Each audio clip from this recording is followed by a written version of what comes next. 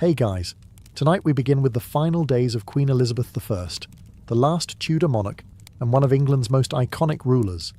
She led her country through an age of flourishing art, decisive victories, and the forging of empire. But behind the crown and power was a woman whose death remains one of history's most enigmatic royal endings. So, before you get comfortable, take a moment to like the video and subscribe, but only if you genuinely enjoy what I do here.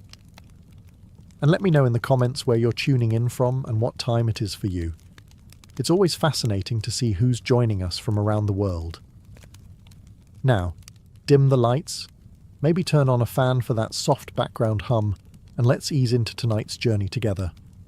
By the winter of 1602, Elizabeth I was approaching her 70th year, an age few reached in Tudor England. Her skin, once powdered into porcelain perfection, had begun to betray the fragility beneath.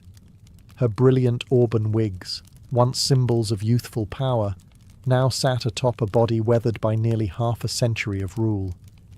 For 44 years, she had reigned alone. She had outlived rivals, buried suitors, and silenced every threat that rose against her. But now, the iron will that had defined the Queen was beginning to crack. Though her mind was still sharp, those around her noticed something was shifting. Her appetite had waned. Her presence at court had grown sporadic. The fire that once radiated from her throne at Whitehall seemed dimmed, and with the turning of the year, rumours began to whisper through the tapestried halls of Richmond Palace. Rumours that their sovereign was fading. There had been loss. Painful, personal loss. The execution of Robert Devereux, the Earl of Essex, in 1601, had struck a deep blow. Though he had betrayed her, leading a failed rebellion and attempting to seize power, Elizabeth I had loved him in her own way. Some said it was motherly affection. Others whispered of something deeper. Regardless, watching him walk to the scaffold tore at her. She never truly recovered from that grief. In her final winter, she would spend long hours standing, refusing to sleep, refusing to eat. Servants noted that she rarely sat, and even less did she speak. When she did, her voice was thin, trailing like smoke. Sometimes she would gaze into the empty fireplace for hours, unmoving, as if staring into something far beyond it, something only she could see. The court began to prepare. Physicians offered tinctures, tonics, and prayers, but the Queen dismissed them all. Ministers gently urged her to rest, to speak, to name a successor, but the once commanding monarch only shook her head. Something weighed on her heart, heavier than politics, heavier, perhaps, than the crown itself. As March approached, one truth began to settle among those closest to her. The reign of Elizabeth I was quietly, painfully, coming to an end. As the days passed, the gloom that filled Elizabeth I's private chamber at Richmond Palace deepened. The once vibrant court, famous for its music, pageantry, and lively discourse, had grown hushed. The Queen, who had dazzled Europe with her wit and resolve, was now wrapped in heavy silks, surrounded by shadows and silence. She no longer held council meetings, nor did she take her usual rides or walks in the gardens. Her ladies-in-waiting, the closest and most trusted women in her life, were dismissed one by one from her room until she remained mostly alone. Even the few she allowed to stay, such as Lady Scrope, spoke only in soft, uncertain tones, unsure if their presence comforted or agitated her. Her mind, they whispered, was slipping. It was during this time that her physicians began to observe something troubling. Not only was the Queen refusing food, she had also started to resist sleep altogether. She would stand for hours on end, rooted to the same spot by her bed or by the window, as if the very act of lying down might bring death closer. When her legs could no longer support her, she would sit stiffly on cushions, eyes fixed on some invisible point, lips moving silently in prayer or thought. Some speculated that she feared death not as a woman, but as a ruler. For decades, Elizabeth I had been the embodiment of England itself. To die meant to relinquish control. of her people, her image, and her power. Perhaps that was what she truly feared, the end of control.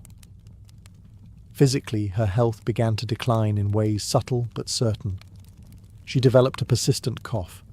Her skin turned increasingly pale, and her frame seemed to shrink beneath her ornate gowns. The weight loss was alarming. Yet she forbade any attempt to examine her too closely. Her vanity, even in sickness, remained intact. And through it all, one question loomed in every courtier's mind but was rarely voiced aloud. Was this simply old age catching up to the Queen? Or was something hidden festering beneath the surface? The answer, for now, remained locked behind her lips. Lips that once commanded empires, now barely moved at all.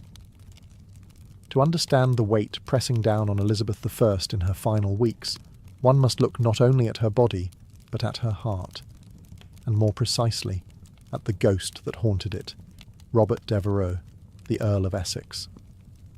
Their relationship had been volatile. Essex was dashing, ambitious, and impulsive.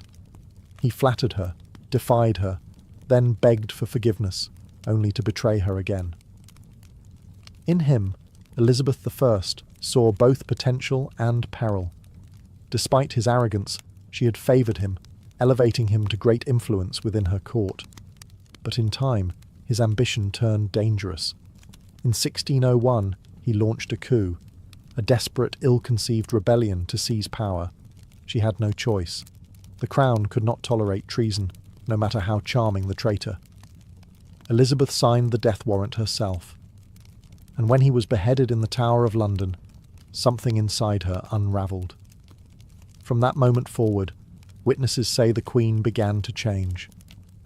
It wasn't just sadness. It was as if a deep, corrosive guilt had lodged itself in her soul.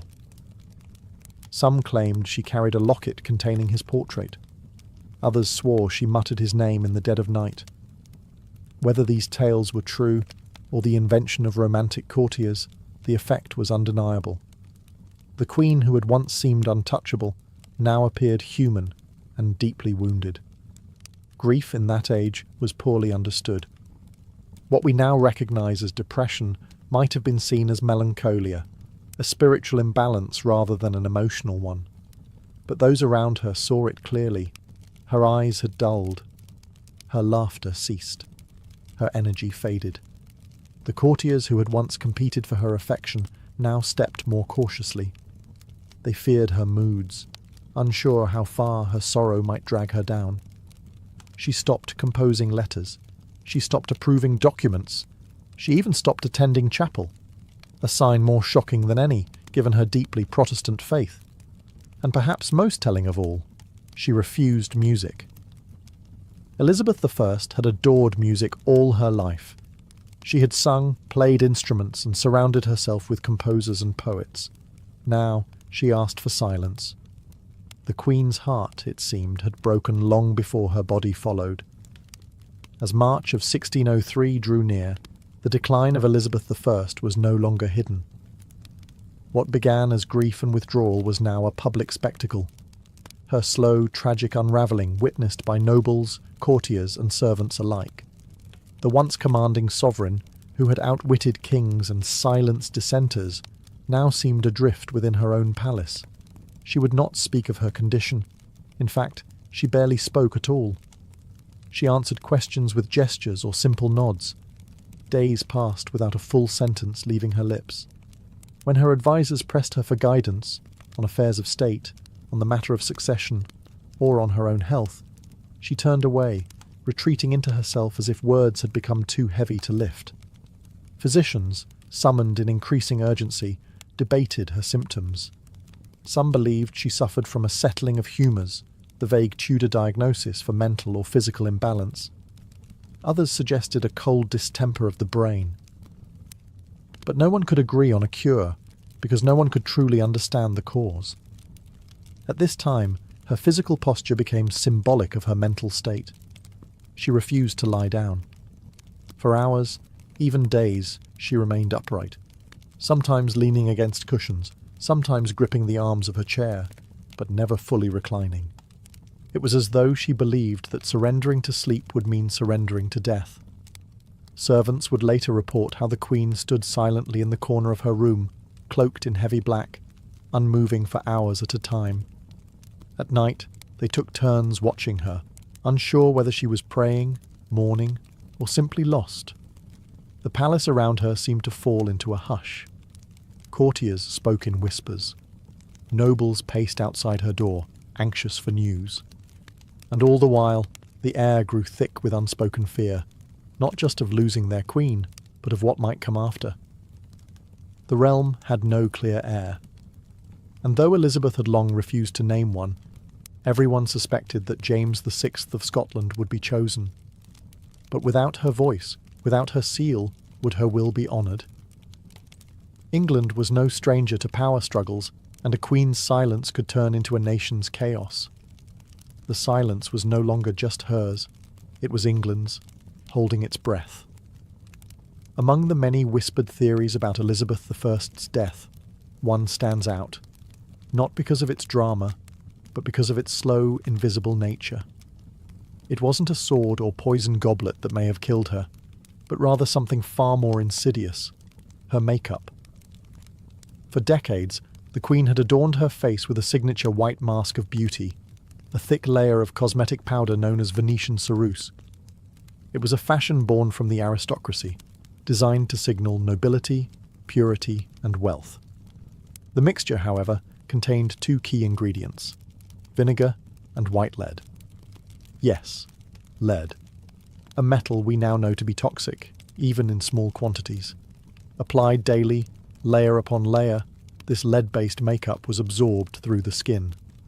Over time, it could damage the nervous system, weaken the muscles, cloud the mind, and ultimately shorten the lifespan. The symptoms of lead poisoning read like a shadowed list of Elizabeth's final months: fatigue, depression, tremors, loss of appetite, cognitive decline, and skin deterioration. Her contemporaries noted that her teeth had blackened and fallen out. Her hair, once bright and flame red, had thinned and disappeared. Her skin, beneath the paint, was marked by sores and blemishes, signs that were hidden from the public behind pearl-studded wigs and powdered masks. And yet, the Queen remained committed to the illusion. She insisted on presenting the image of eternal youth, even as her body rebelled. That makeup was not just vanity, it was armour, and like any armour, it came with weight. In this case, a poisonous one. Some modern historians believe that long-term lead exposure may have contributed significantly to her physical and mental decline. The irritability, the confusion, the refusal to sleep or eat. Even the depression that followed the death of Robert Devereux might have been magnified by chemical imbalance. But in her day, no one understood these dangers. Venetian ceruse was celebrated. It was even imported and used across Europe. The very thing that made Elizabeth I iconic may have also been one of the slowest, most cruel contributors to her downfall.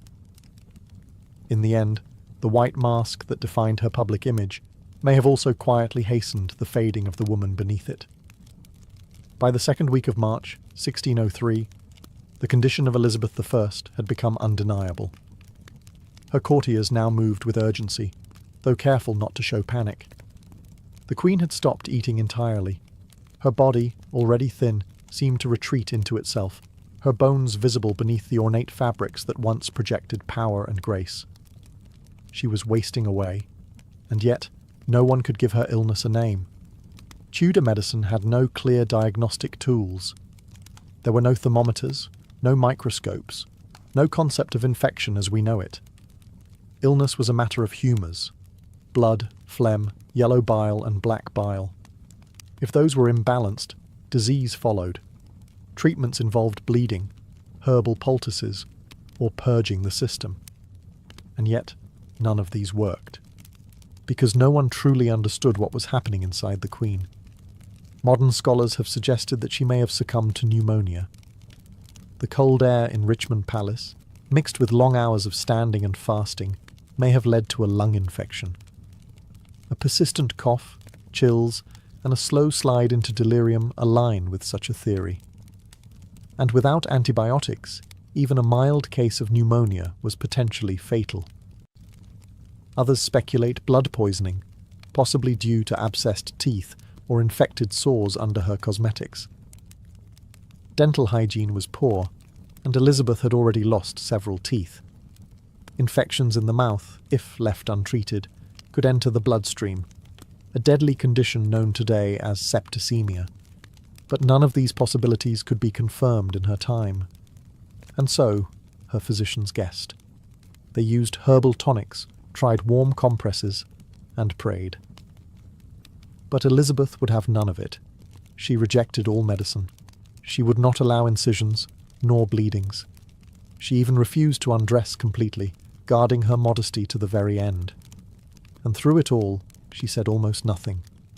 The silence around her became part of the illness. Her servants tiptoed.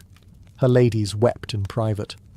Her ministers watched, helpless, as the one figure who had dominated their lives for decades began to vanish, not in a blaze, but like a candle slowly dying in its holder. No one could help her. No one even knew what to call it. And so they simply waited for the end, or a miracle. Though her body was failing, it wasn't illness alone that burdened Elizabeth I. It was the immense, inescapable weight of rule. For over 4 decades, she had stood as the embodiment of England. Her crown was not just a symbol of power, it was a living thing, fed by every decision she made, every speech she delivered, and every threat she outwitted.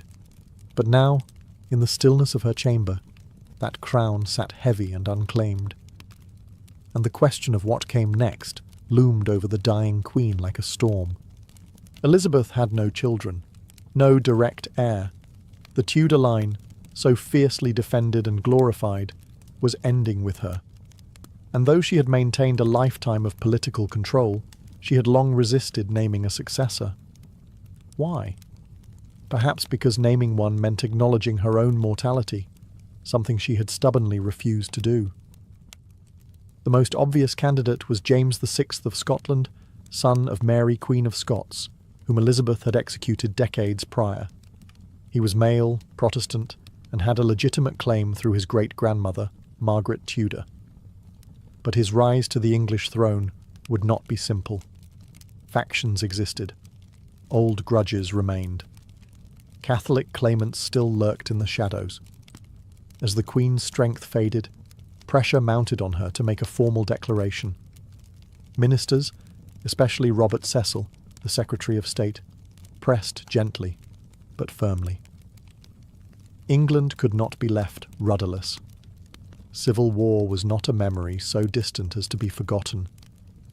And in a world where monarchs ruled by divine right, the death of a queen without clear succession was a recipe for chaos. But Elizabeth remained silent. Some say she gestured when asked if James should be king, perhaps a subtle nod, perhaps nothing at all. Others claim she whispered, "I will have no rascal to succeed me," only to later accept the inevitable. But there is no record, no firm confirmation. The monarch who had delivered some of history's most memorable speeches would not speak her final decision. It is possible that, in her mind, acknowledging a successor was equal to surrendering, to admitting that her story, her dynasty, and her era were truly coming to a close. And perhaps that was more painful than death itself.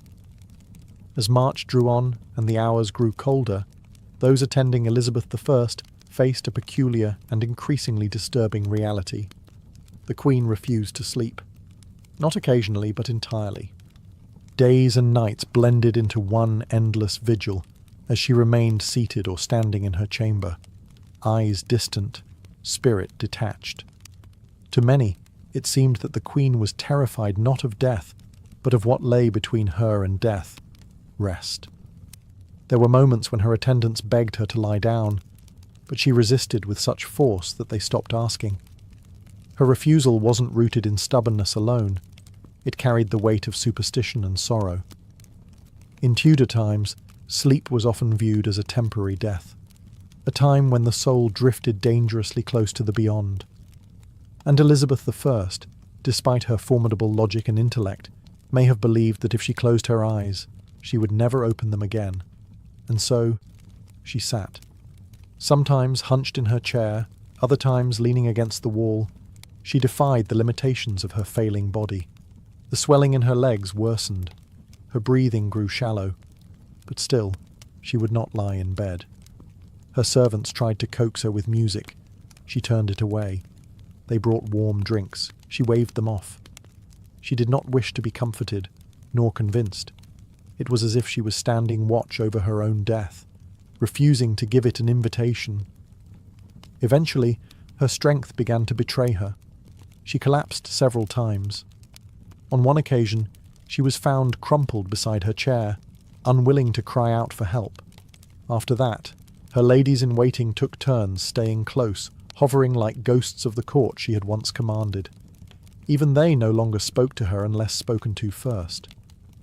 The atmosphere in the room was one of reverence, sorrow, and dread.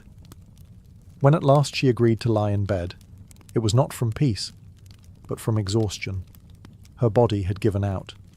She was placed beneath the covers gently, like a fragile relic being lowered into silk. It was the first time she had rested in days, and for many, it felt like the beginning of the end. The moment Elizabeth I allowed herself to be laid in bed, her chamber transformed. The silence grew heavier, more sacred. Those closest to her gathered, advisors, ladies, physicians, each one aware that this was not just the death of a woman, but the closing of an age.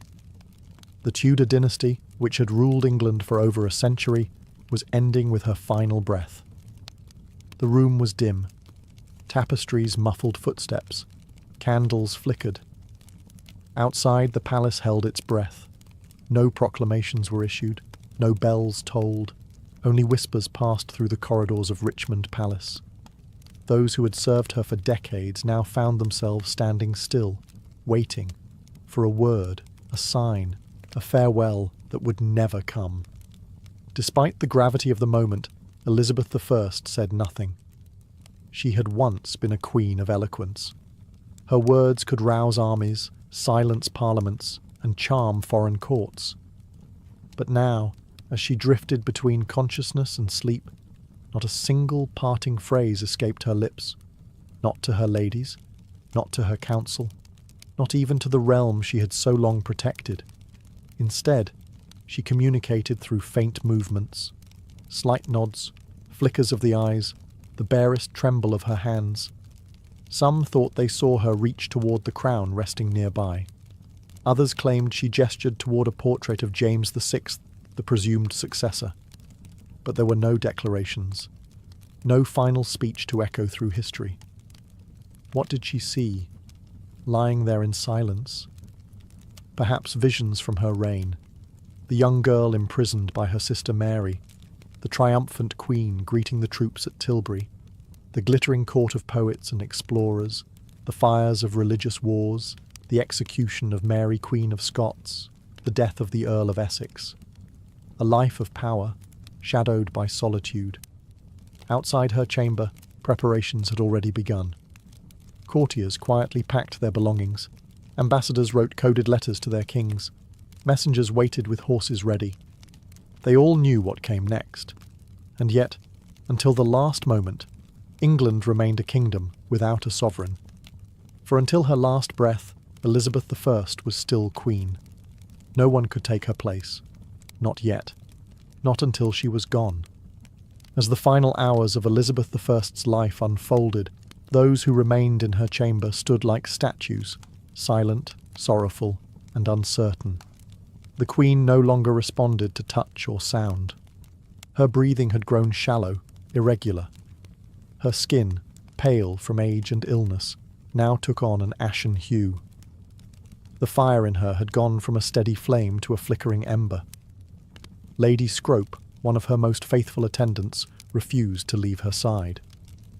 She held the queen's hand and dabbed her brow with linen soaked in rosewater.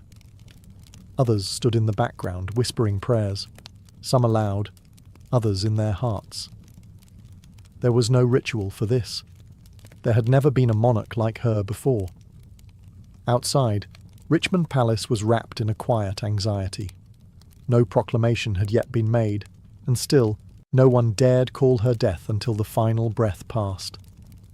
Messengers stood ready at the gates, prepared to ride to Scotland the moment it was confirmed, to deliver the news to James VI, the man who would be king. Inside, time seemed to warp. The minutes dragged like hours, and no one dared speak of what would come next. Even Robert Cecil, the chief architect of the peaceful transition to the House of Stuart, stood still, his papers folded in his hand. His greatest political manoeuvre, uniting England and Scotland under one crown, was moments away, yet entirely dependent on a woman in her final moments. Then, just before dawn on March the 24th, 1603, it happened. No cry, no gasp, just silence. The room remained motionless for a full minute, as if all feared the breath might return. Then quietly, Lady Scrope covered the Queen's face with a linen cloth. It was over. Elizabeth I was dead. Her passing was not marked with fanfare, nor even with a priest's final rites. She had refused them all. The Virgin Queen, as she was so often called, had died alone, surrounded not by family or heirs, but by the weight of history. A monarch born of scandal, who ruled through storms and fire, now passed into legend with the same dignity she held in life. Quiet, unbending, and ultimately unknowable. The death of Elizabeth I sent a chill across the kingdom, not because it was unexpected, but because of what it left behind. A throne without a voice, a court without direction, and a realm uncertain of its next heartbeat. She had been the only monarch many in England had ever known. Her presence was woven into the fabric of everyday life, her image stamped onto coin and conscience alike. Now that image was still.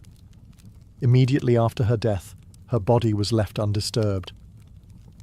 According to tradition, her ladies kept vigil beside her, whispering psalms through trembling lips. A single candle burned at her bedside.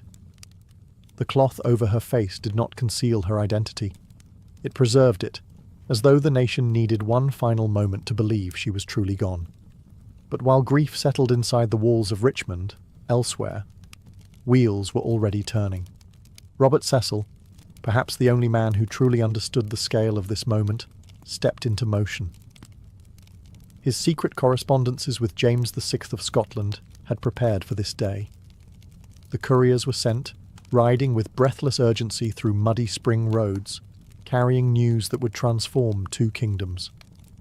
Meanwhile, back in London, the people waited. No bells rang. No mourning was declared. The court kept the death quiet for several hours, fearing unrest or opportunistic power plays. But word eventually seeped out, first through servants, then to merchants and clergy. The Queen was gone, and with her, so too went the Tudors. There was no child, no sibling, no cousin raised at her side to step into her place. Elizabeth had left behind no personal heir, only the political hope that her choice, unspoken but widely assumed, would be honoured. The Privy Council met in hushed tones. The moment was fragile. A kingdom needed direction, and fast. The fear of factionalism, of Catholic uprisings, of foreign meddling, all these haunted their thoughts.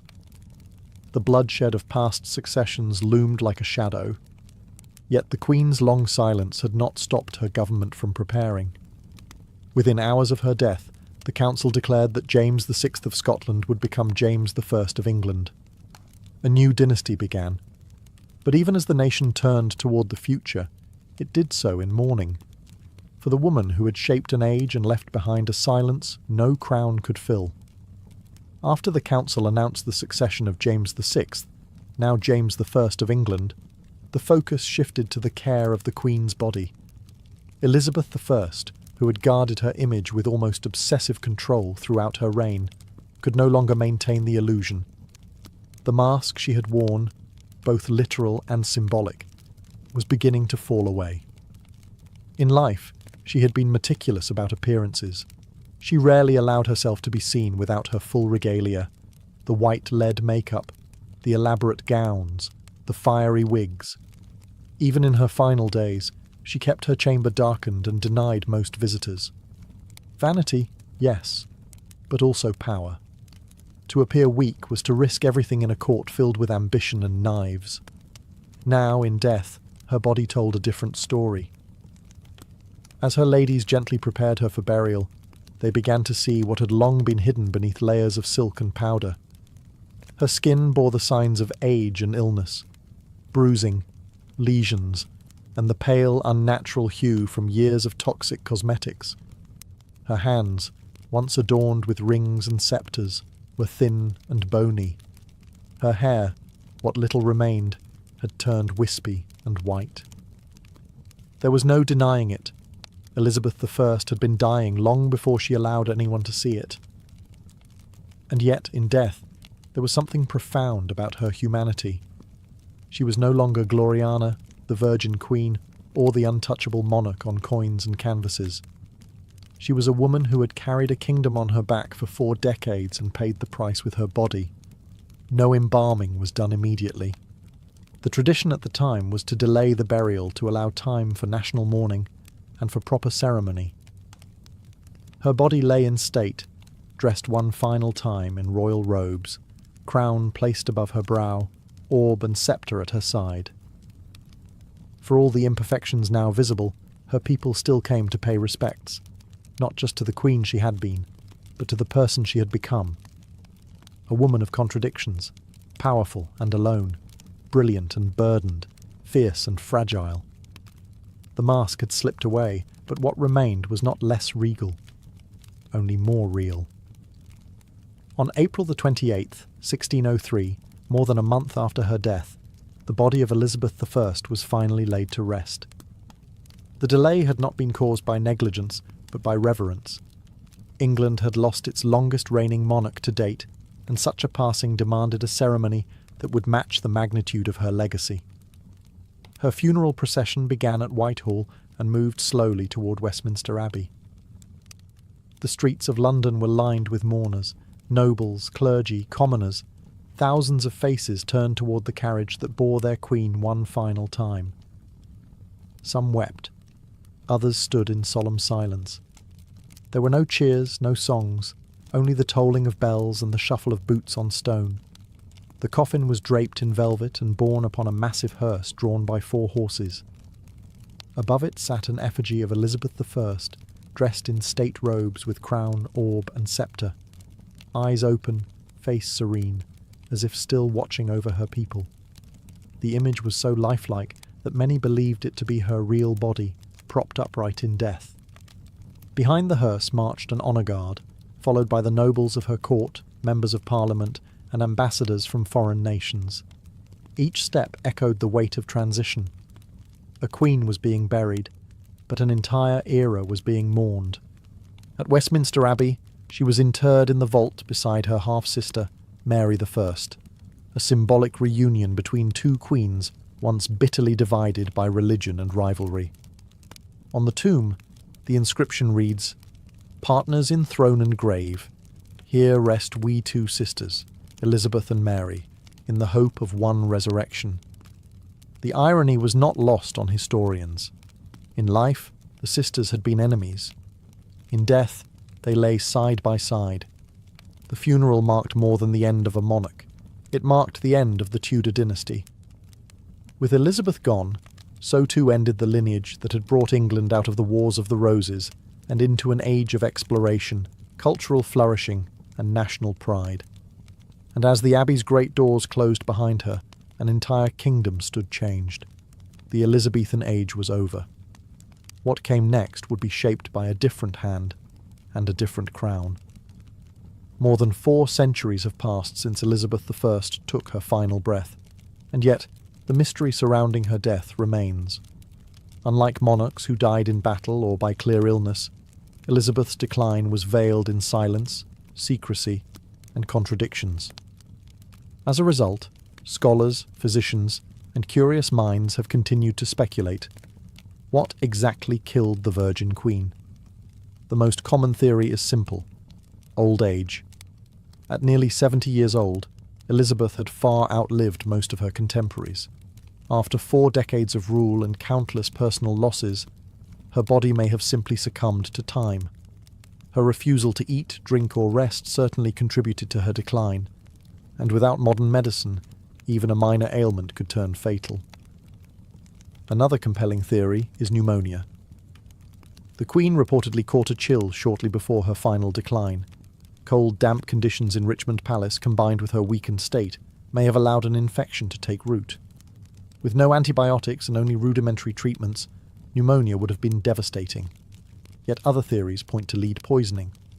Her famous white makeup, Venetian ceruse, was known to contain white lead, a toxic substance absorbed through the skin.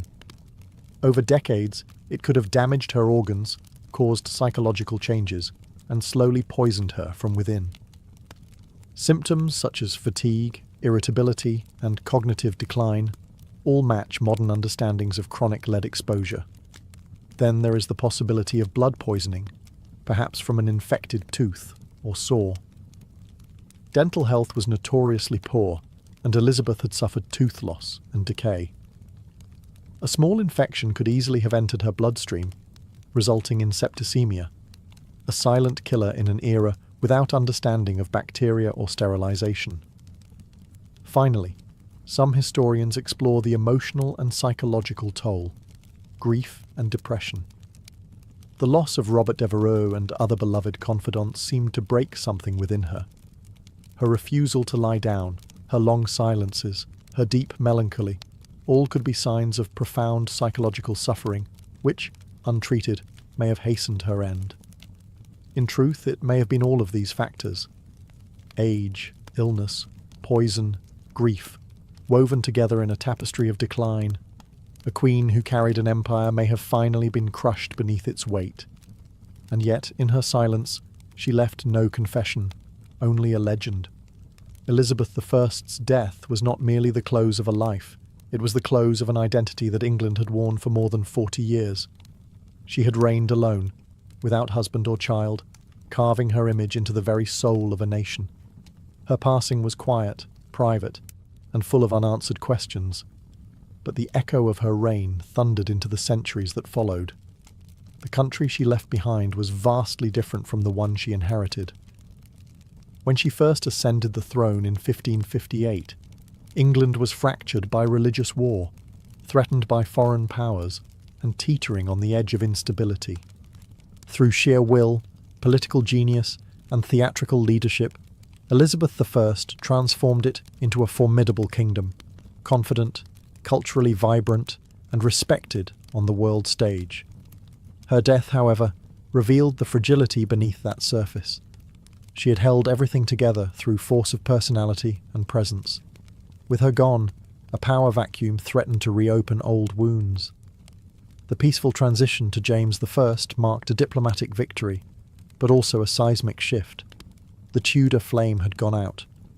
The Stuart dawn was uncertain, and yet, what lingered in the minds of her people wasn't just the politics, it was her persona, the speeches at Tilbury, the defiant rejection of marriage, the cultivated image of the Virgin Queen, the jewels, the gowns, the high forehead, the poetic rhetoric. All of it became mythic. Even her final silence served her legacy. She exited the world on her own terms, offering no final word, no dying gasp for legacy or pity. In life, she had been a master of performance. In death, she let the silence speak louder than any closing act. To this day, historians still debate the details of her death, but few debate her impact. The Elizabethan age remains one of the most celebrated periods in English history. Her name became shorthand for a golden era of poetry, exploration, and national pride. And though her body rests quietly beneath the stones of Westminster Abbey, her story continues to live in pages, on stages, and in the very spirit of the monarchy she once ruled. She died alone. But she did not die forgotten. Long before chocolate bars lined grocery store shelves and hot cocoa warmed winter hands, cacao was something entirely different. It wasn't sweet. It wasn't even eaten. It was drunk, bitter, frothy, and sacred. And for the ancient peoples of Mesoamerica, this strange, powerful bean held more than flavor. It held meaning. Our story begins over 3,000 years ago, deep in the tropical rainforests of what is now southern Mexico. The Olmecs, considered one of the first complex civilizations in the Americas, were likely the earliest people to cultivate the cacao tree. Though much of their history is shrouded in mystery, archaeologists believe the Olmecs used cacao in rituals, and possibly as a ceremonial drink consumed by elite leaders or shamans. It was no ordinary refreshment. It was a vessel for spiritual power. But it was with the Maya civilization that cacao truly became a divine gift. The Maya, whose empire spanned much of Central America from around 250 to 900 CE, worshipped cacao as a sacred plant bestowed by the gods. According to their mythology, cacao was a gift from the gods of creation, part of the very foundation of human life. The Popol Vuh, a sacred Maya text, describes the gods forming humans from maize and cacao, binding them to the natural world. Cacao was reserved for important moments. Priests offered it during religious ceremonies. Nobles drank it during elaborate feasts. It was believed to invigorate the spirit and open a gateway to the divine. Served cold and mixed with chili, spices, or cornmeal, the cacao drink was rich, intense, and energizing. Often it was poured from vessel to create a frothy foam, a sign of prestige and quality. But cacao's value went even deeper than ritual. Maya markets used cacao beans as currency. A few beans could buy a tamale. 100 could buy a turkey. People stored them like money, traded them, and even made counterfeit versions from clay. To the Maya, chocolate wasn't a treat. It was life, power, wealth, and worship all in one. It was the drink of the gods, flowing through the veins of kings and priests. And its bitter, intoxicating taste marked the beginning of one of the most remarkable culinary journeys in human history. Among the Maya, cacao was more than a beverage. It was a living symbol of divine order, woven into the very fabric of daily life and cosmic belief. This small, bitter bean from the jungle was thought to be a sacred substance, capable of connecting mortals to the gods, the earth, and the afterlife. In every major Maya city, from Tikal to Copan, cacao was present at the most important moments of life. When rulers were crowned, cacao was poured. When marriages were sealed, it was drunk by both bride and groom. And when the dead were laid to rest, vessels of cacao accompanied them into the tomb, offerings meant to nourish their souls in the next world. Cacao was commonly consumed during religious ceremonies, often by the priestly and elite classes. These drinks were not sweet, nor were they taken casually. They were blended with chili peppers, maize, vanilla, and sometimes even blood, a powerful combination intended to invigorate the spirit and induce visions. It was believed that drinking cacao could bring one closer to the divine, opening the mind to prophecy or sacred insight. The Maya also believed cacao trees were sacred. Their curved branches and brightly coloured pods symbolized life, fertility, and abundance. In art, cacao often appeared alongside gods and ancestral spirits. On painted ceramics and carved stelae, you can see scenes of kings offering cacao to deities, or gods themselves emerging from the pods as if born of divine fruit. But cacao's role extended beyond religion. It was a staple of the social and economic world. Hosting a guest, you served cacao, negotiating peace, you drank cacao together. For the Maya, to share cacao was to recognize shared humanity, an unspoken contract of trust, respect, and elevated purpose. Even in the homes of the wealthy, cacao drinking was ceremonial. Special vessels were used, beautifully painted cups, often marked with glyphs identifying the owner and the specific purpose of the drink. These weren't just dishes, they were heirlooms, crafted with care and reverence. The reverence for cacao shaped the Maya identity. It was not just consumed, it was celebrated, revered, and trusted as a bridge between realms. In a world ruled by ritual and cosmic cycles, cacao was the drink that kept the universe in balance. Centuries after the Maya, another mighty civilization would rise and elevate cacao even further: the Aztecs. By the time Hernán Cortés and the Spanish conquistadors arrived in the early 1500s, cacao was not just a spiritual symbol or luxury item. In the Aztec Empire, it was an institution, used as money, medicine, and a royal indulgence. The Aztecs didn't grow cacao in the cool, dry climate of their capital, Tenochtitlan. Instead, they acquired it through trade or tribute. Conquered provinces in warmer southern regions were required to send cacao beans as payment to the imperial centre. Tons of beans flowed into the empire's coffers, stored in granaries like modern banks. Each bean had value. A small rabbit could cost 10 beans. A turkey hen might cost 100. Servants were paid in cacao. Debts were settled with it. To counterfeit a cacao bean, to hollow one out and fill it with dirt, was a serious crime. In Aztec society, cacao was as valuable as gold. But its worth went beyond economics. Cacao, known as xocolatl, was revered as a warrior's drink. It was consumed by nobles, priests, and military leaders, never by commoners. Prepared with water, chili, and sometimes maize, it was believed to energize the body and sharpen the mind before battle. Emperor Moctezuma II is said to have consumed as many as 50 cups a day, believing it to be an aphrodisiac and a source of strength. Cacao was also a key element in religious ceremonies. Offerings were made to deities like Quetzalcoatl, the feathered serpent god who, according to legend, gave cacao to humanity after stealing it from paradise. It was believed that cacao had divine origins, and drinking it properly was a sacred act. In Aztec culture, cacao represented wealth, war, worship, and royalty. It was a seed of power, earned, stolen, traded, and honoured.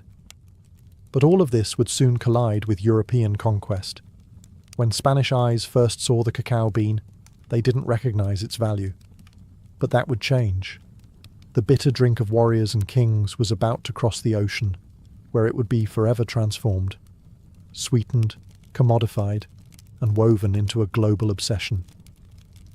When Hernán Cortés and his band of conquistadors first arrived in the Aztec capital of Tenochtitlan in 1519, they encountered a world both foreign and magnificent. Towering temples, floating gardens, and bustling markets stunned the Europeans. But among all the wonders, one thing caught their attention again and again: the peculiar use of a dark, bitter drink made from crushed beans. The Spanish watched as Moctezuma II was served cup after cup of xocolatl in golden vessels. They observed warriors, nobles, and priests treating the substance with reverence. At first, they found it unpleasant, strange, unsweetened, spicy. Some even called it unpalatable. But they also noticed something else: the energy it seemed to grant, the alertness it sparked, and the symbolic power it carried in every corner of Aztec life. Once the conquest was complete and the empire fell, Cortés brought more than gold and silver back to Spain. He brought cacao beans. He brought the knowledge of how to grind, mix, and drink them. And with that, chocolate entered Europe. At first, it remained a curiosity of the Spanish court, an exotic treasure of the New World. Monasteries began to prepare it in the traditional way, for nobles and royals only. But the European palate was different. Over time, the chili and maize were replaced with something new: sugar. Sugar changed everything. The addition of sweeteners to the bitter cacao drink sparked a culinary revolution. Suddenly, what had been a sacred, spicy brew of warriors became a sweet indulgence, something seductive, luxurious, and deeply fashionable. In Spain, and soon across Europe, chocolate was no longer a tool of ritual or tribute. It became a marker of wealth and sophistication. Aristocrats sipped it at salons. Royalty demanded it at their tables. It was still prepared as a drink, usually hot, but the flavour had softened. The rituals were replaced with recipes. The power once tied to gods and warriors now belonged to European elite. But even as chocolate delighted the palates of kings and queens, it carried a new bitterness, one not from taste, but from the human cost. To feed Europe's growing hunger for cacao and sugar, colonial plantations expanded, and behind them a new system of exploitation and slavery would begin. The drink of the gods had entered a new world, and it would never be the same. By the 17th century, chocolate had evolved from a sacred Mesoamerican ritual to a fashionable European delicacy. But behind this sweet transformation lay a growing darkness. The union of cacao and sugar, a pairing that delighted European palates, also became one of the driving forces behind one of history's most brutal systems, the transatlantic slave trade. As European demand for chocolate grew, so did the need for raw cacao. The lush equatorial regions of South America, Central America, and the Caribbean offered the perfect climate to grow the cacao tree. But harvesting it was labour-intensive. Cacao pods had to be picked by hand, split open, and the beans fermented, dried, and roasted. The same was true for sugarcane, another demanding crop. To maximise profit, colonial powers turned to slavery. The Portuguese, Spanish, French, Dutch, and British all participated in building plantation economies, fueled by enslaved labour. Millions of Africans were captured, shipped across the Atlantic, and forced to work under brutal conditions on plantations in Brazil, the Caribbean, and later, West Africa. Many would spend their lives cultivating cacao and sugar, never tasting the sweet confections their labour created. The human cost was staggering.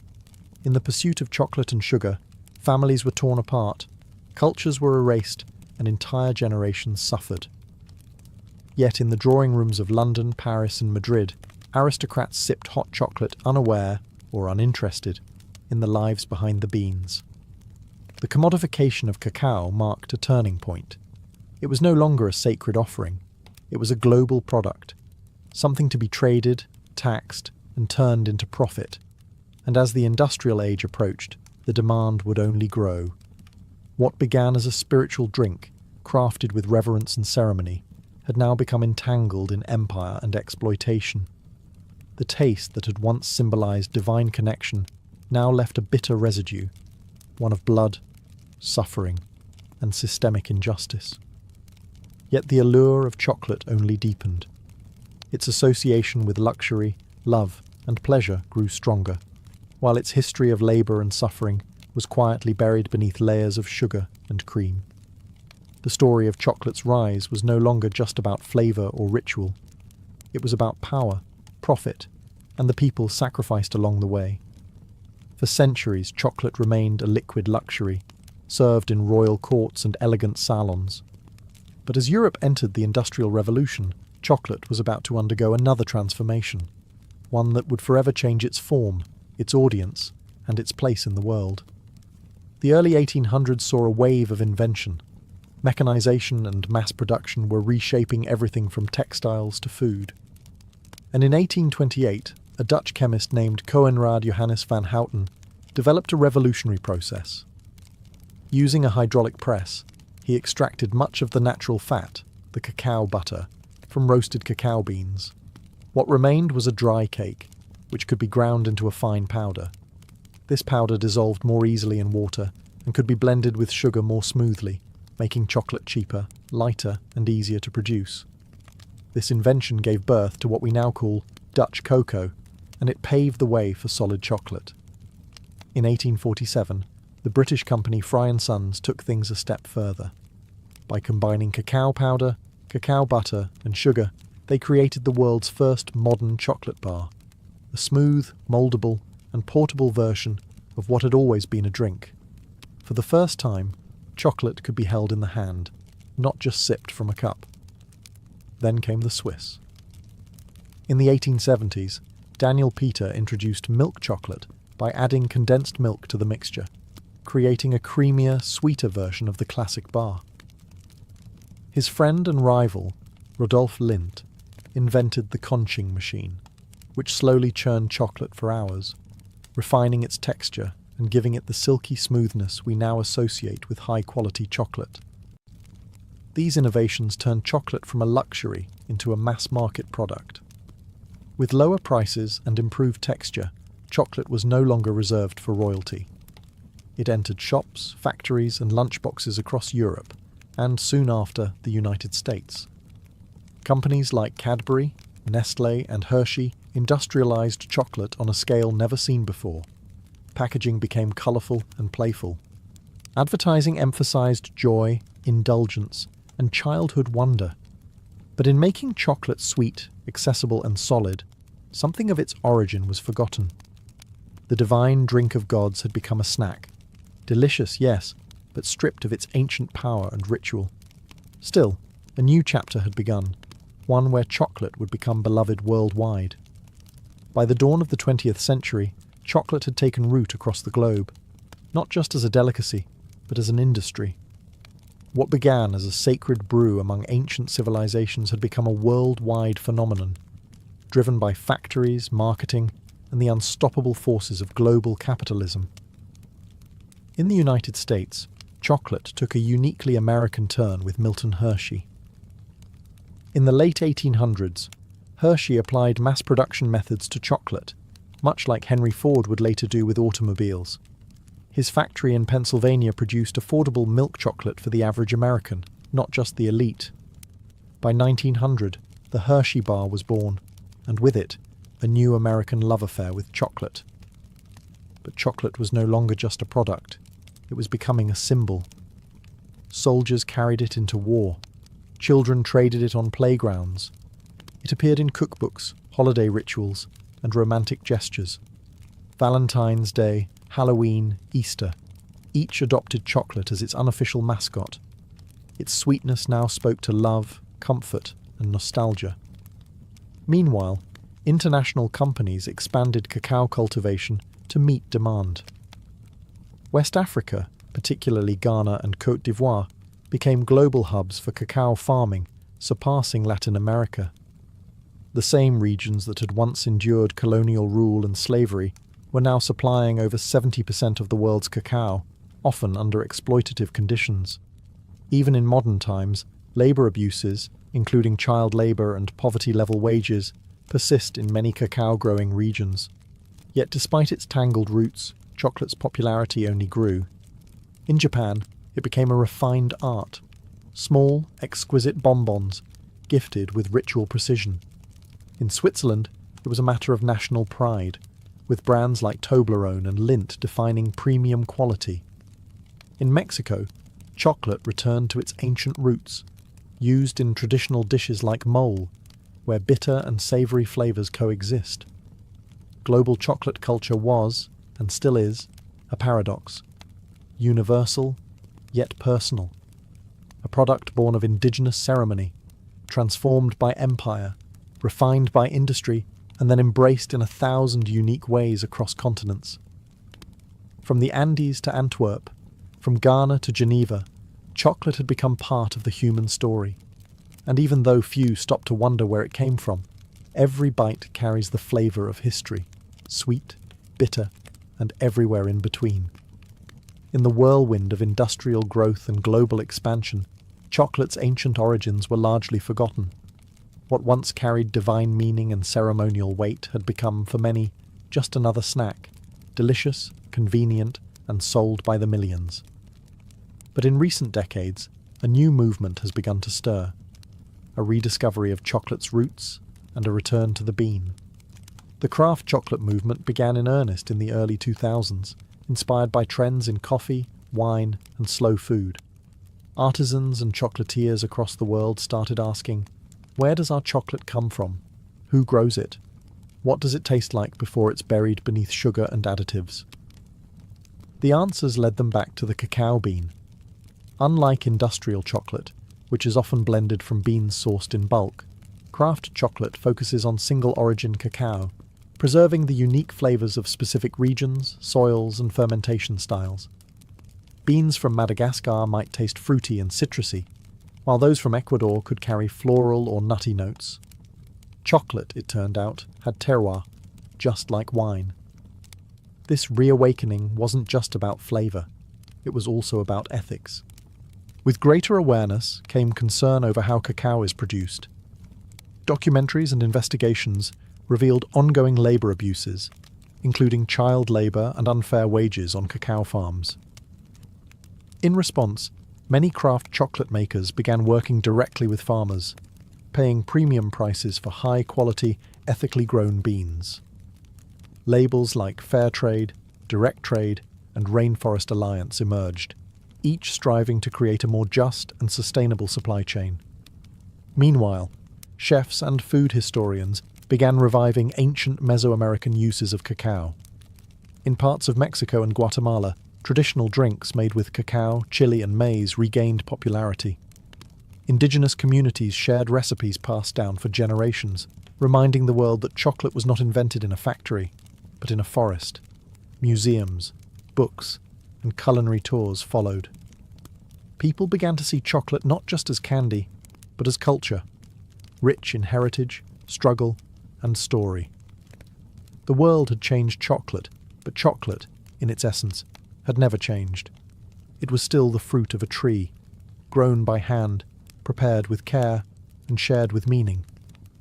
And for those who cared to listen, chocolate once again began to speak, not just in sweetness, but in memory. Today, chocolate is everywhere. At celebrations, in vending machines, inside pastries and gourmet kitchens alike. It's a symbol of love, luxury, and comfort.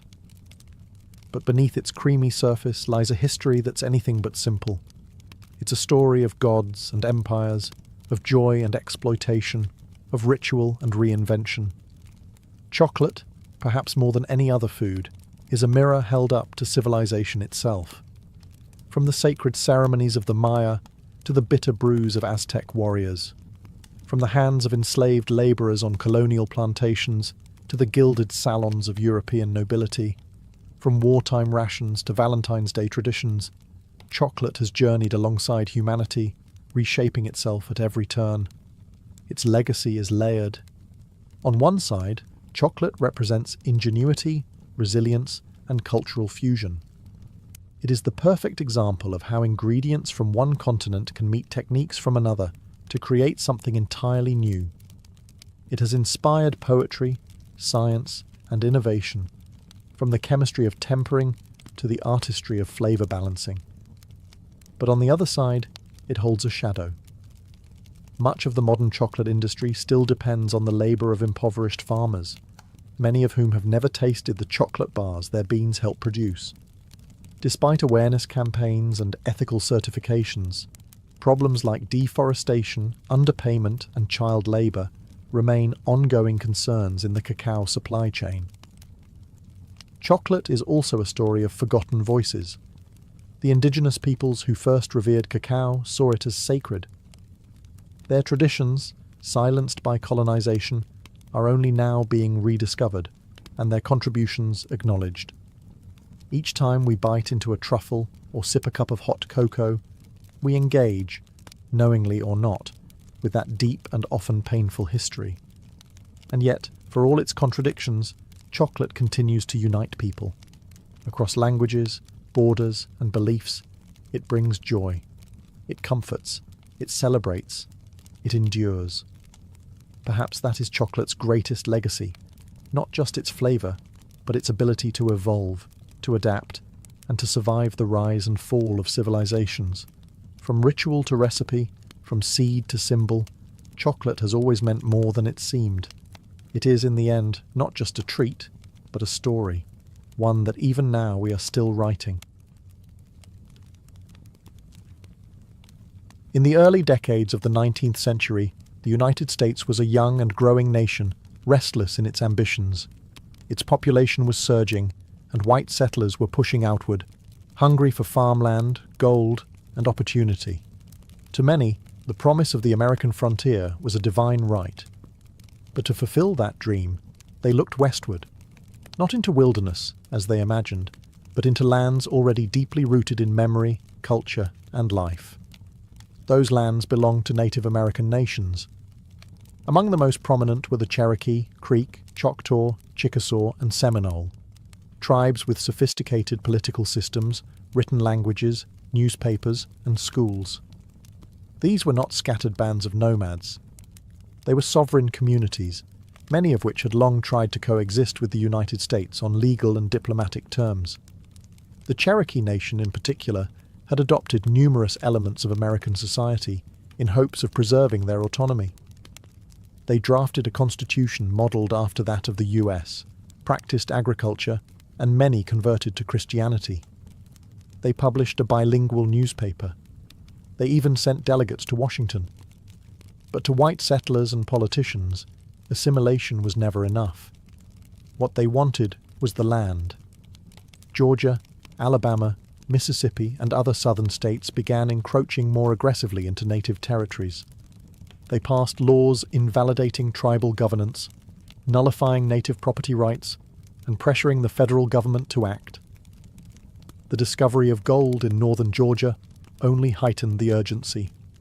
The land, they argued, was too valuable to remain in native hands.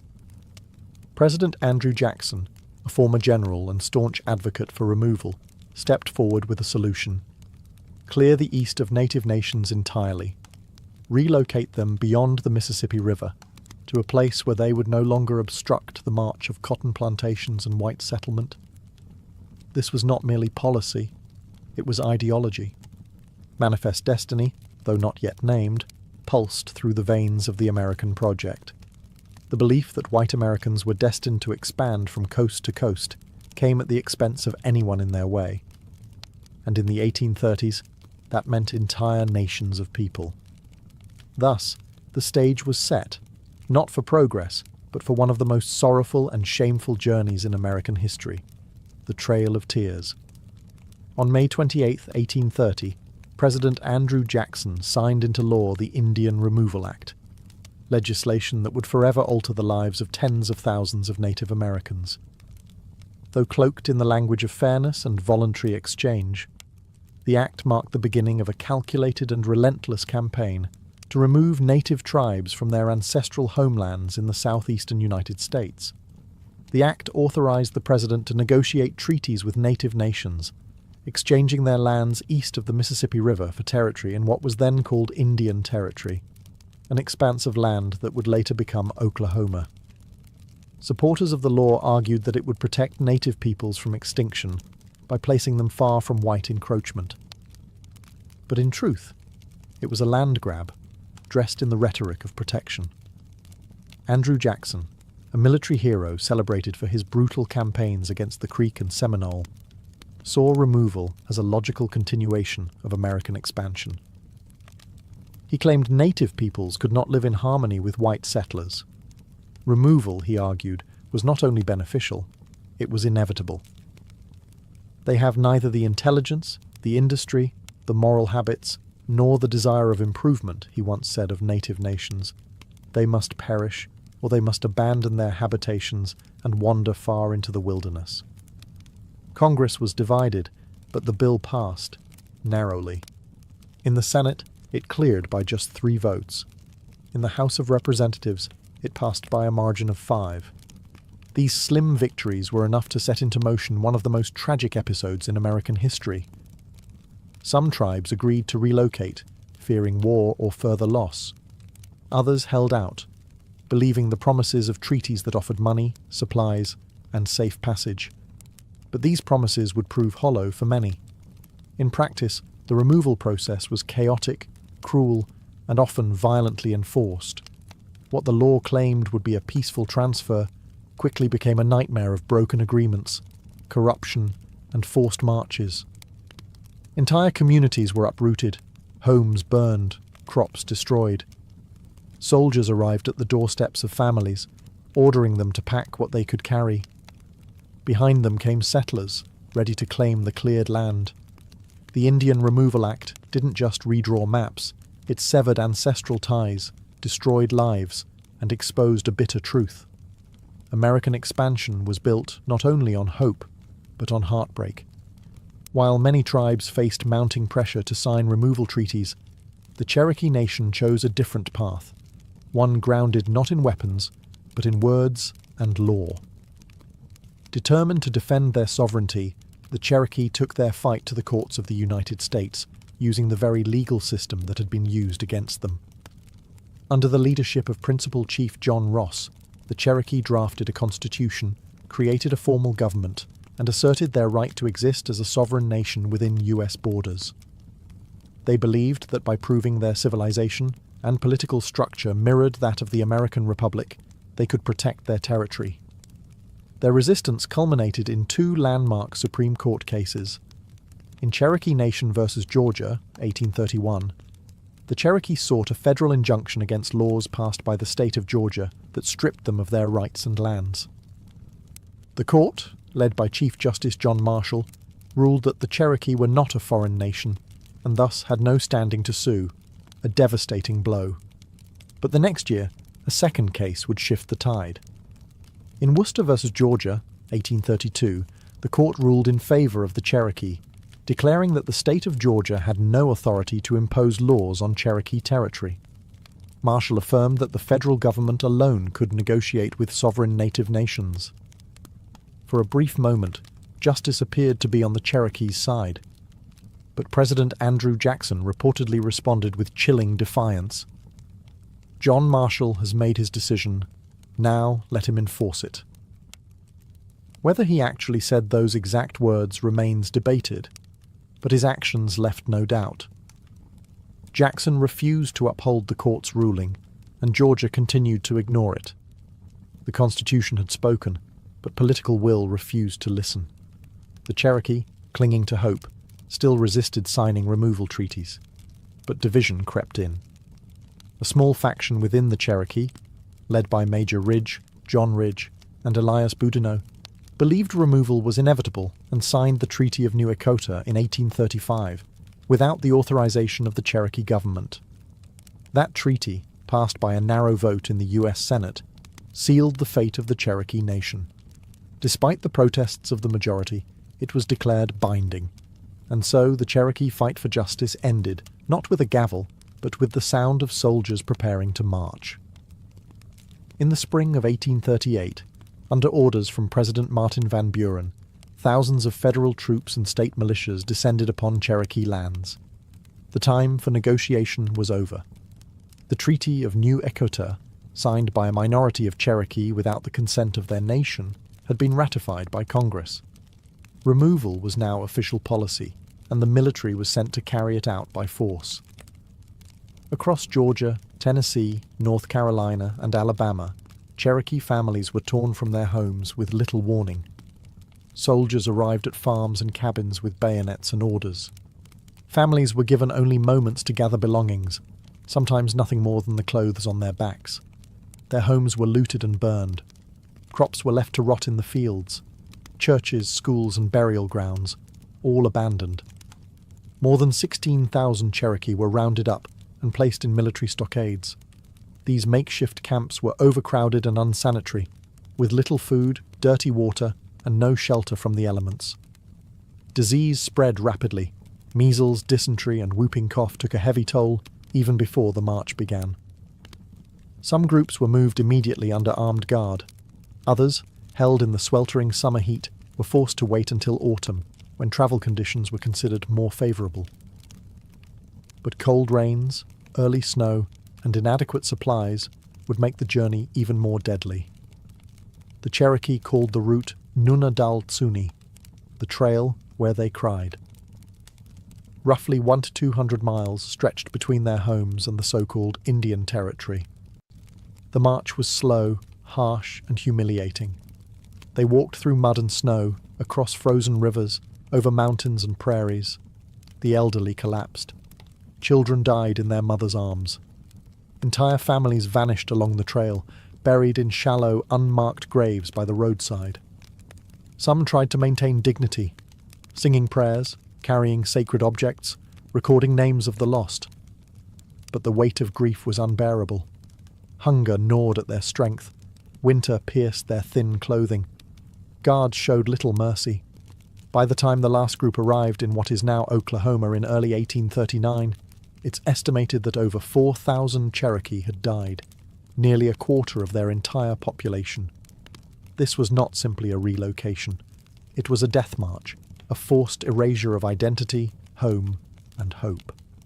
When the last group of Cherokee reached Indian Territory in March of 1839, The journey was over, but the suffering was not. The losses endured along the Trail of Tears extended far beyond the 4,000 lives claimed by disease, exposure, and starvation. What died on that trail was more than people. It was a way of life, a spiritual connection to land, and the cultural continuity of an entire nation. The trauma echoed through generations. Survivors arrived weakened, broken, and grieving. They had lost elders who carried traditional knowledge, children who had represented future hope, leaders who had defended their people with all the strength they had. There were no ceremonies for the dead, no time for mourning. The land they had been forced to settle was unfamiliar and often hostile. The promises made by the US government of protection, supplies, and fertile land were inconsistently honoured or ignored altogether. The physical wounds were matched by the emotional ones. The Cherokee had been a proud nation with schools, printing presses, and a constitution. They had trusted the legal system, believing that law would protect them. But their trust had been betrayed, their justice denied, their rights erased. Among the survivors, divisions deepened. The treaty party, those who had signed the Treaty of New Echota, were viewed by many as traitors. In June of 1839, just months after the relocation, Major Ridge, John Ridge, and Elias Boudinot were assassinated by fellow Cherokee in a wave of retribution.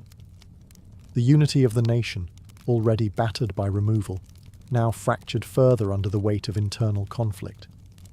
And yet, even amidst devastation, the Cherokee endured. They rebuilt schools. They re-established their government. They began printing newspapers again. They held on to their language, their stories, their faith. The resilience that had once carried them through legal courts and diplomatic struggles now became the foundation of survival. Still, the scars of removal ran deep, and they remain today. The Trail of Tears is not just a chapter in a history book. It's a living memory carried in families, in oral traditions, and in the soul of a people who were forced to leave everything behind. And in that memory, there is sorrow, but also strength. While the Cherokee Trail of Tears is the most widely remembered, it was not the only forced removal. The Indian Removal Act of 1830 targeted multiple native nations, each with their own languages, traditions, and lands, and each endured their own version of exile, suffering, and loss. The Choctaw were the first to be removed. Beginning in 1831, thousands of Choctaw were forced from their homelands in Mississippi and Alabama. Most travelled on foot, without wagons or adequate supplies. As they marched through freezing rains and swollen rivers, hundreds died. A Choctaw chief later called it a trail of tears and death, a phrase that would echo in history. The Creek Nation, once powerful in the southeast, was next. After years of broken treaties and violent clashes with settlers and militias, they too were rounded up and driven westward.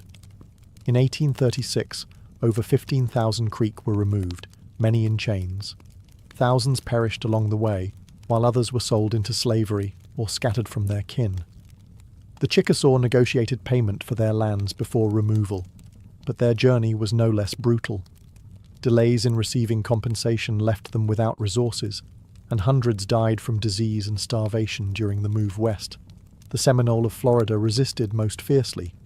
From 1835 to 1842, they waged guerrilla war against U.S. forces in the swamps and forests.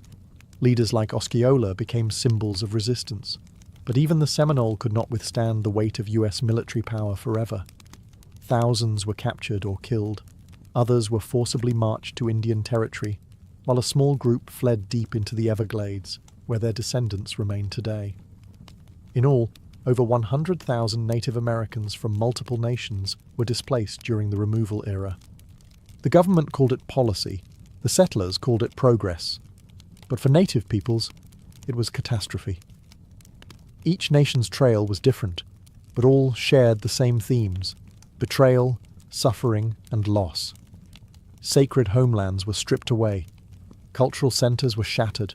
The bonds of community, family, and memory were stretched to the brink. And yet, these nations carried their songs, their languages, and their spirit with them, into a new land that did not welcome them, but where they would find ways to survive. When the Cherokee, Choctaw, Creek, Chickasaw, and Seminole finally arrived in Indian Territory, what is now the state of Oklahoma, they found a land that was nothing like the one they'd been forced to leave. The federal government had promised fertile soil, safety from further encroachment, and permanent ownership of their new homes. But those promises, like so many before, would prove fragile. The land was unfamiliar, the climate harsher. For many, it was difficult to grow crops or rebuild homes using traditional methods. Winters were bitter and unpredictable. Summer droughts scorched the earth. Communities were scattered, with many families arriving months apart, or not at all. Diseases followed them: cholera, smallpox, influenza. Grief lived in every new settlement. The government aid that was promised, livestock, tools, food and money, often arrived late or not at all. Corruption plagued the system.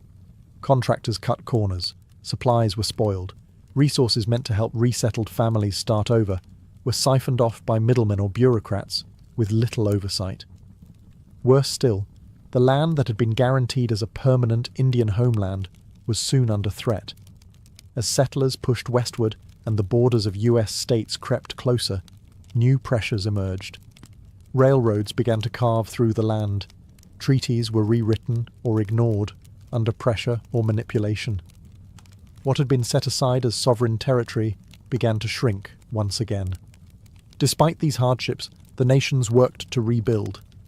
The Cherokee re-established their capital in Tahlequah and rebuilt schools and institutions. The Choctaw and Chickasaw reorganized their governments. New constitutions were written. Councils met. Churches were built. Farming resumed. Communities began to heal, not by forgetting, but by enduring. And yet, even in Indian Territory, the shadow of removal loomed. Every promise made to protect their new homeland was vulnerable to the same forces that had driven them from their original lands: greed, expansion, and disregard. The land that was promised became a temporary refuge in a nation still unwilling to see native people as permanent, rightful inhabitants. Though many believed they had finally found peace, history would soon prove otherwise. The story of the Trail of Tears didn't end in Indian Territory. It simply turned the page to another long chapter in the struggle for survival, sovereignty, and respect. For decades after the forced removals, the Trail of Tears lived mostly in silence, spoken about in whispers, passed down through family stories, rarely acknowledged in textbooks or politics. It was a wound left open, a shared pain carried quietly by native communities, too often ignored by the nation that had caused it. Yet the memory survived. In Cherokee homes, elders told the story of the march west, of the cold, of the hunger, of the lost. Songs were sung in mourning. Ceremonies were held in remembrance. Oral history kept the names of those who walked and those who did not alive. The land remembered too. Old trails, shallow graves, and surviving documents marked the route like a scar across the heart of a continent. It was not just a trail of sorrow. It was a trail of survival. The resilience shown by native nations after removal defied the expectations of those who had tried to erase them. In the decades that followed, the Cherokee, Choctaw, Creek, Chickasaw, and Seminole would not only rebuild, they would thrive. They formed new governments, ran schools, printed newspapers, and preserved languages and spiritual traditions. Against the odds, they endured. Still, the silence from outside their communities remained. Not until the late 20th century did wider America begin to reckon, even faintly, with the tragedy of the Trail of Tears. Activists and tribal leaders worked to reinsert the story into national memory. Memorials were erected. Commemorative trails were marked. School curriculums were slowly updated. The phrase Trail of Tears became a recognized term, not just among historians, but in the national consciousness. But acknowledgement is not the same as justice. The effects of removal are still felt. The disconnection from ancestral lands, the historical trauma, and the legacy of broken promises continue to shape the realities of native communities today. Yet through every hardship, the strength of these nations endures. The same spirit that guided them through forests, across rivers, and into exile still lives on in language revival programs, cultural preservation efforts, and the stories told around fires and kitchen tables. The Trail of Tears is not just about what was lost, it's about what was carried forward. Faith, memory, and the unyielding will to survive. Today, the Trail of Tears is remembered not only as a historical event, but as a living memory, a reminder of injustice, of resilience, and of the strength it takes to carry a people forward when the world turns against them. The route that once echoed with footsteps of grief now serves as a sacred path of remembrance. Across the United States, monuments, trails, and museums mark the journey. The Trail of Tears. National Historic Trail, designated by Congress in 1987, stretches over 5,000 miles across 9 states, tracing the paths taken by those who were forced to march westward. It winds through forests, fields, and quiet towns, inviting visitors to walk, if only for a moment, in the footsteps of those who endured it. But true remembrance goes beyond monuments. For the descendants of those who walk the trail, memory lives in community, language, and ceremony. Tribal nations continue to honor their ancestors through annual memorial rides, storytelling gatherings, and language revitalization programs. What was once a story nearly silenced is now reclaimed and spoken with pride. Schools now teach it, films portray it, authors and poets give voice to the sorrow and strength of that era. And native youth grow up knowing that their identity is rooted in more than survival. It is rooted in courage, resistance, and continuity. Yet, there is still work to do. The Trail of Tears stands as a challenge to how history is told and remembered. It asks us to confront the cost of expansion, the cruelty behind policy, and the ongoing struggles faced by Indigenous peoples. It reminds us that progress without humanity is not progress at all. It is erasure. To honour the Trail of Tears is to do more than look back. It is to listen, to learn, and to uplift the voices that once were pushed aside. It is to recognise that the story of America is incomplete without its native nations, not just in the past, but in the present, and in every chapter yet to come. And so we remember, not just with sorrow, but with deep respect. Because even in the face of betrayal and exile, the people walked forward, and they did not vanish. They endured. For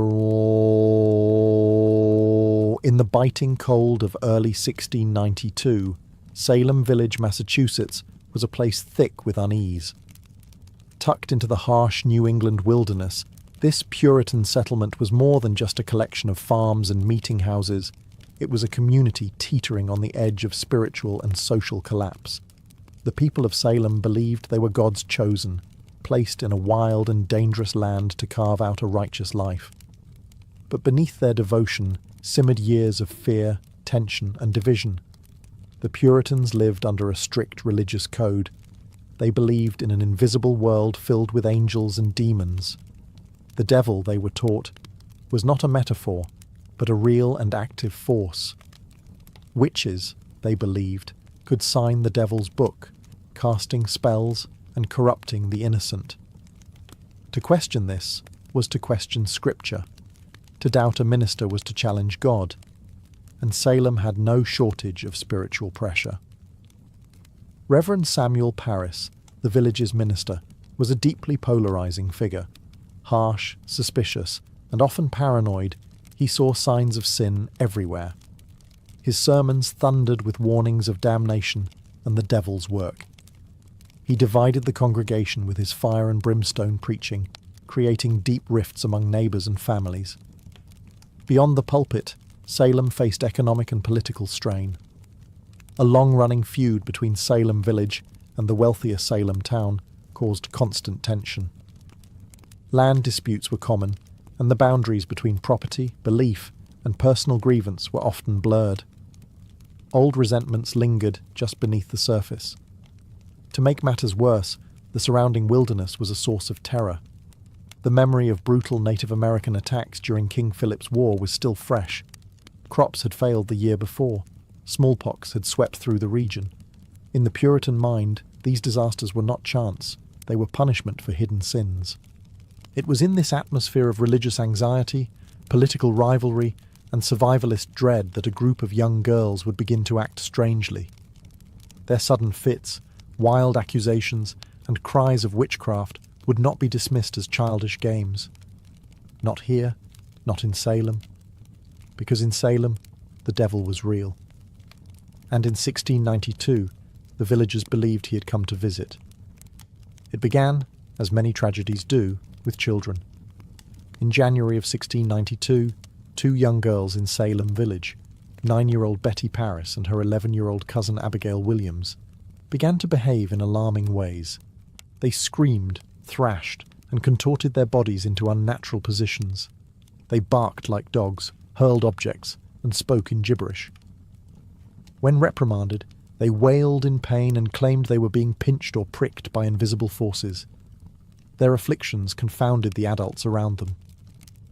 Reverend Samuel Paris, Betty's father, initially saw the behaviour as disturbing, but perhaps curable. A local doctor, William Griggs, examined the girls and gave a chilling diagnosis. They were under an evil hand. In a deeply religious and superstitious community like Salem, that meant only one thing: witchcraft. Soon, other girls began to display the same symptoms. Anne Putnam Jr., Mercy Lewis, Mary Walcott, and Elizabeth Hubbard joined the afflicted circle. Their fits escalated, drawing the attention of the entire village. These girls were not from the fringes of society. They were daughters of prominent families, respected members of the Puritan order. That gave their words weight. When pressed to name the cause of their suffering, the girls did something that would change the fate of the entire colony. They pointed fingers. The first to be accused was Tituba, an enslaved woman of Caribbean origin in the Paris household. She was a convenient target. Foreign, non-white, and associated with stories and rituals that seemed exotic and suspect to Puritan eyes. Alongside her, the girls named two other local women: Sarah Good, a poor and often homeless beggar, and Sarah Osborne, who had scandalized the community by refusing to attend church and marrying her servant. 3 women, each vulnerable in different ways, were suddenly the focus of an entire town's suspicion. They were arrested and jailed. For the villagers, this was a spiritual emergency. If witches walked among them, they had to be identified and purged. What had begun as an unexplained illness in a single household now spiraled into full-blown panic. And as the accusations spread, no one, not neighbours, not friends, not even family, would be safe from suspicion. Salem had opened the door to fear, and it would not be easily closed.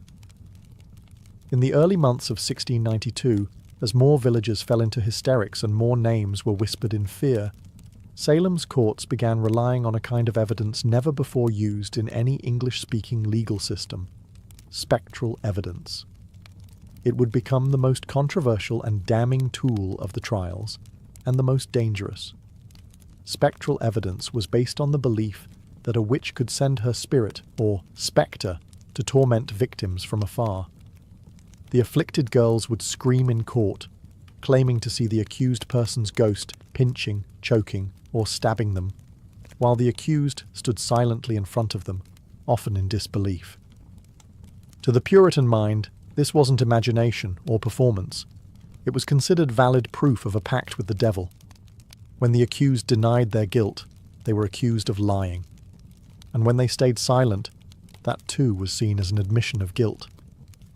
Those who confessed, however, were often spared execution, especially if they named other witches. This perverse incentive caused a wave of coerced confessions. Tituba, the enslaved woman accused first, confessed under pressure. She claimed that a tall man from Boston, clearly meant to suggest the devil, had visited her and promised her freedom if she served him. She described strange creatures, flying spirits, and even said she had seen a witch's book filled with signatures, implying that others in the village had also made deals with Satan. Her testimony was graphic, theatrical, and terrifying. Whether Tituba's confession was strategic, survival-driven, or partly imagined, remains debated. But it had a powerful effect. It validated the girl's accusations and stoked public fear. If witches were real, and if they moved unseen, then anyone could be guilty. Soon, more confessions followed. Some extracted under duress, others offered in hope of mercy. Those who refused to confess were often treated more harshly than those who admitted guilt. The line between truth and fantasy vanished in the candle-lit courtrooms. Hysteria drowned reason. Ministers urged caution, but too often their voices were ignored. Jails filled with the accused, farmers, midwives, churchgoers, even children. The foundations of justice in Salem were crumbling. A town once governed by scripture and order now answered to visions, screams, and shadows. And still, the accusations grew. By the spring of 1692, the accusations had overwhelmed Salem's jails. What began as a local disturbance had spread into a full-blown judicial crisis, with more than 100 people imprisoned and the colony struggling to process the chaos. In response, Massachusetts Governor William Phips established a special court, the Court of Oyer and Terminer, meaning to hear and determine, specifically to handle the witchcraft cases. The court convened in Salem town, and its judges included respected men like William Stoughton, Samuel Sewell, and John Hathorne. But even their experience and stature couldn't shield the proceedings from hysteria. The rules of evidence bent to fear. Spectral evidence was accepted. Hearsay was common, and doubt, even skepticism, was considered dangerous. The first to be formally tried and executed was Bridget Bishop, a woman long suspected by neighbours of being unruly and outspoken. She wore bright clothing, ran a tavern, and had been accused of witchcraft years before, making her a perfect scapegoat. During her trial in June, the afflicted girls claimed to see her spectre pinching and mocking them in the courtroom. When she denied all charges, her resistance was taken as proof of guilt. Bridget was convicted swiftly and hanged on June 10th, 1692. She would not be the last. With her death, the machinery of accusation, trial, and execution accelerated. Week by week, more prisoners were brought before the judges. Some were pillars of their communities, church members, midwives, landowners.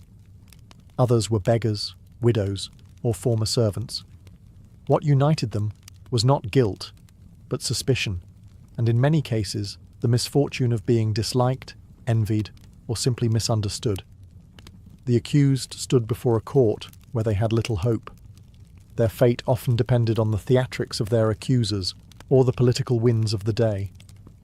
Those who confessed and accused others were usually spared. Those who maintained innocence were more likely to be hanged. Fear fueled everything. Families turned on each other. Neighbours testified to save themselves. Ministers cautioned restraint, but their voices were drowned out by cries for purification.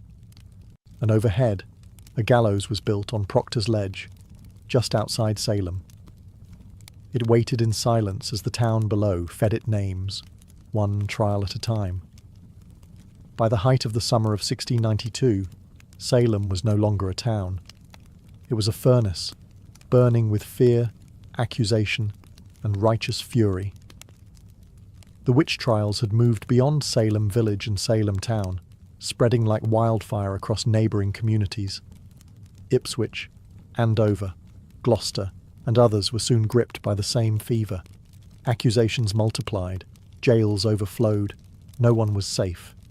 The accused came from all walks of life. Some were outsiders, beggars, former slaves, women without families. Others were deeply rooted in the community, church deacons, wealthy farmers, and even former accusers. Once the machinery of suspicion began to churn, it spared no one. Families were torn apart. Husbands and wives accused one another. Children testified against parents. Friends betrayed friends. Even those who questioned the legitimacy of the trials became targets. To doubt the existence of witches was, in the minds of some, to align with them.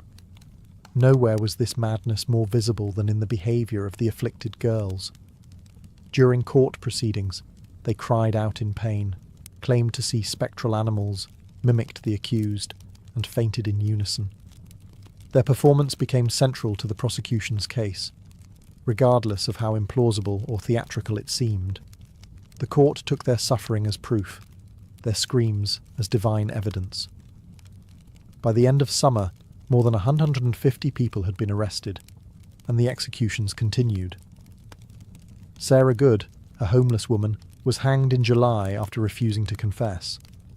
Her defiance was seen not as strength, but as rebellion against God. Rebecca Nurse, a respected grandmother and member of the Salem Church, was executed despite widespread protest. Her conviction sent a chilling message.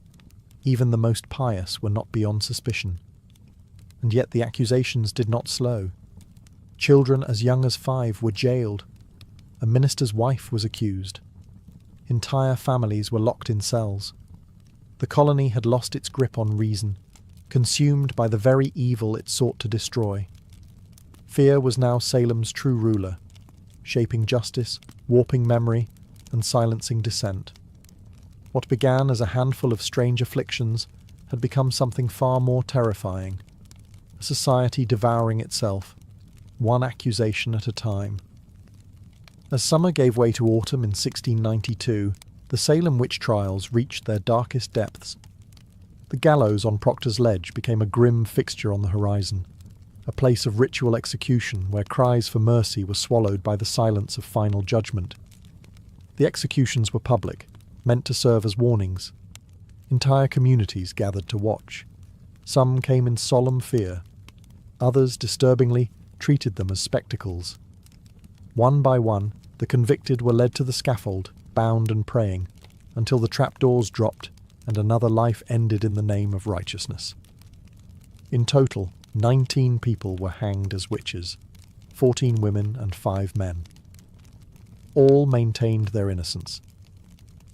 Many died with prayers on their lips, or psalms recited through trembling voices. None of them received proper burials. As convicted witches, their bodies were denied church cemeteries. Some were buried in shallow, unmarked graves. Others were reclaimed secretly by family under cover of night. But the most gruesome death was not on the gallows. Giles Corey, an 81-year-old farmer, and the husband of accused witch Martha Corey, refused to enter a plea at his trial. By refusing to speak, he hoped to prevent his land from being seized by the state. In response, authorities ordered pressing, a brutal and rare form of punishment. Giles was stripped, laid on the ground, and slowly crushed beneath heavy stones. For 2 days, he endured the torture in silence. His last words, according to legend, were chillingly defiant. More weight. He died without ever entering a plea. His resistance made him a tragic symbol of the injustice that had overtaken Salem. Inside the jails, those not yet executed faced horrific conditions. Pregnant women gave birth in filthy cells. The sick died of neglect. Families had to pay for their own food and chains, and some remained imprisoned for months after the trials ended. By the time autumn leaves began to fall, Salem had sentenced more people to death for witchcraft than any other community in American history. What had begun as whispers had ended in blood. And though the executions would soon cease, the damage to Salem's soul had already been done. By the end of September 1692, the fever that had gripped Salem began to falter. The turning point came not from the courts or the clergy, but from a growing sense of unease, a recognition, too long delayed, that something had gone terribly wrong. Doubt crept in quietly. It started when respected citizens, like Rebecca Nurse and John Proctor, were hanged. If such devout, upright people could be witches, who could be trusted? When Martha Corey, a strong-willed churchgoer and even the wife of the colony's former governor, Lady Mary Phipps, were accused, the trials began to eat into the upper ranks of society. The hysteria no longer threatened just the marginalized. It threatened everyone. Reverend Increase Mather, a prominent Puritan minister and father of the influential Cotton Mather, delivered a powerful sermon against the use of spectral evidence, the very foundation of many convictions. In his words, "It is better that 10 suspected witches should escape than one innocent person be condemned." It was a radical reversal in tone and a quiet indictment of the court's methods. Others began to speak out as well. Ministers who had once supported the trials now urged caution. Families of the accused pleaded publicly. Communities neighboring Salem watched with horror and began distancing themselves. Faced with rising criticism and political pressure, Governor William Phips finally acted. In October 1692, he disbanded the court of Oyer and Terminer. In its place, a new court was created, one that no longer accepted spectral evidence. The change was immediate. Of the remaining prisoners awaiting trial, most were found not guilty. For those convicted, many received reprieves. The executions stopped. Still, the damage had been done. 19 hanged, 1 pressed to death, over 100 imprisoned, dozens more traumatized, families ruined, reputations shattered. The tide had turned, but slowly. Though the courts had changed, it would take months, years, for the last prisoners to be released, and longer still for the community to fully reckon with its sins. But in that autumn, the panic receded. Silence returned to the gallows. The accuser's screams faded, and Salem, wounded and ashamed, was left to confront the cold reality that it had been not witches, but fear itself, that had ruled them. When the final prisoners were released in 1693, Salem was left with more than empty cells. It was left with guilt. The trials had ended, but the echoes of accusation, betrayal, and execution lingered in every home and church pew. A silence hung over the town, and beneath it, a deep unease. In the years that followed, many of those involved in the trials began to express regret. One of the most striking apologies came from Judge Samuel Sewall. On a January day in 1697, during a day of public fasting and prayer, Sewall stood before the congregation at Boston's South Church. In front of the entire assembly, he accepted blame and shame for his role in the trials and asked God for forgiveness. It was a rare act of public contrition, and it set the tone for the years that followed.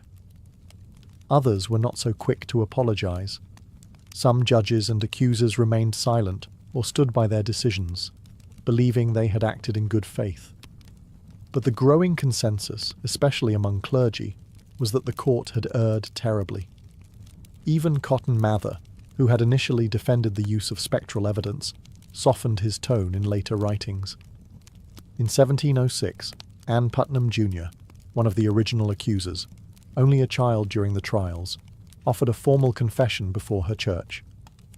She admitted that her accusations had led to the deaths of innocent people. She claimed she had been deluded by Satan and begged forgiveness from God and her neighbors. Her words were among the few to acknowledge the specific names of the victims. Families of the accused struggled for decades to clear their relatives' names.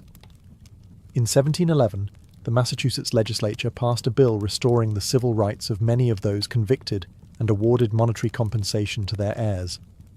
But the pain remained. Not all names were cleared, and not all families were compensated. Generations grew up in the shadow of the trials. And yet, over time, Salem tried to heal. The town became a symbol, not of justice, but of what happens when fear overrides reason, when courts abandon fairness, and when hysteria is mistaken for truth. The reckoning had begun, but full justice, as history often shows, would remain elusive. More than 3 centuries have passed since the gallows stood in Salem, but the legacy of the witch trials endures, etched into American memory not as a tale of sorcery, but as a grim warning about the power of fear, the fragility of justice, and the danger of unchecked belief. The very phrase Salem witch trials has come to symbolize mass hysteria, false accusations, and moral panic. It is invoked in courtrooms, classrooms, and political speeches as a cautionary tale, proof of how easily reason can be overwhelmed by suspicion and how quickly a community can turn on its own. Today, Salem embraces its history, but not without complexity. Museums, memorials, and guided tours draw visitors from around the world. The Salem Witch Trials Memorial, dedicated in 1992 on the 300th anniversary of the trials, features 20 granite benches, each inscribed with the name of one of the executed. They do not list their crimes, because there were none. Only names, dates, and final words, testaments to dignity in the face of injustice. Yet even now, Salem's story is more than just tourism or folklore. It is a reflection of human nature. The trials reveal how fear can become contagious, how power can be abused in the name of morality, and how justice can falter when guided by emotion rather than evidence. In literature, Arthur Miller's play The Crucible gave new life to the trials, using them as an allegory for McCarthyism and the Red Scare of the 1950s. Miller reminded a new generation that witch hunts do not always involve witches, and that the past is never as distant as it seems. The descendants of the accused and the accusers still live in Massachusetts and across the United States. Some bear the burden of ancestral shame, others carry the pride of resilience and survival. In 2001, more than 3 centuries after the hangings, the state of Massachusetts formally exonerated the last 5 victims, completing the legal clearing of all accused. The Salem witch trials were brief, just over a year in length, but their lessons have proven eternal. They remind us that truth must be defended, even when fear shouts louder, and that the gravest injustices can occur not in moments of darkness, but under the full light of day.